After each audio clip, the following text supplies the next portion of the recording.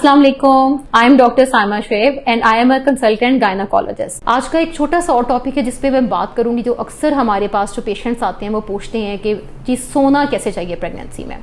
तो देखिए, सबसे पहली बात, फर्स्ट सेकंड ट्राइमेस्टर में कोई एज सच डिफाइंड पोजीशन नहीं है।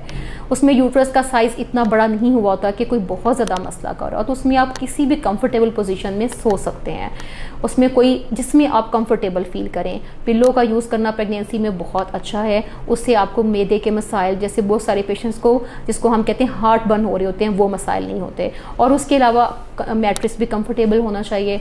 और लेकिन थर्ड ट्राइमेस्टर में स्पेशली बहुत इंपॉर्टेंट है, कुछ स्लीप पोजीशंस हैं जिसमें लेफ़्ट लैटरल पोजीशन हम लोग रिकमेंड करते हैं।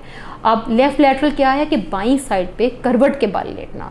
तो उसका क्या फ़ायदा होगा? उसका ये फ़ायदा होगा कि जब हम बाईं साइड पे करवट के बल प्रेगनेंसी में पेशेंट लेटेंगी तो यूट्रस का साइज़ थर्ड ट्राइमेस्टर में काफ़ी बड़ा हो चुका होता है। और वो यूट्रस जो हमारी खून की दो बड़ी नालियाँ हैं, जो एओर्टा और वीना कैवा, उसको यूट्रस क्या करता है? कंप्रेस करता है। उसकी वजह से क्या होगा कि हार्ट को ब्लड सप्लाई कम जाएगी और बच्चे को सही तरह खून नहीं मिलेगा। और अल्लाह ना करे स्टिल बर्थ का खतरा होता है, यानी कि बच्चे के पेट में फोत होने का भी अल्लाह ना करे खतरा होता है। तो इसलिए लेफ्ट साइड पे लेटना ज़्यादा फायदेमंद है। लेकिन राइट साइड पे भी लेटा जा सकता है करवट के बल। राइट साइड पे सिर्फ ये है कि लिवर होता है और इस वजह से राइट साइड की पोजीशन बहुत ज़्यादा रिकमेंडेड नहीं है, लेकिन थोड़े से टाइम के लिए राइट साइड पे भी लेट सकते हैं। अब बाकी दो पोजीशंस की बात करते हैं जो यूजली जिस पे हम लेटते हैं, सीधा लेटना जिसको कहते हैं कमर के बल लेटना। उसमें ये होगा कि अब ज़ाहिर है इतना बड़ा यूट्रस है, वो सारा प्रेशर कहाँ आएगा?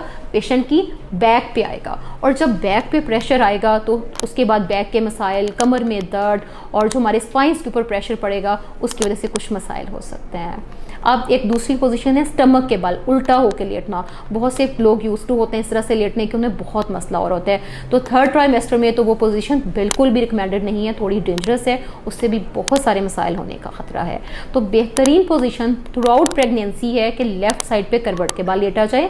लेकिन जब इंसान एक तरफ करवट लेके थक जाए तो आप राइट साइड पे भी लेटें।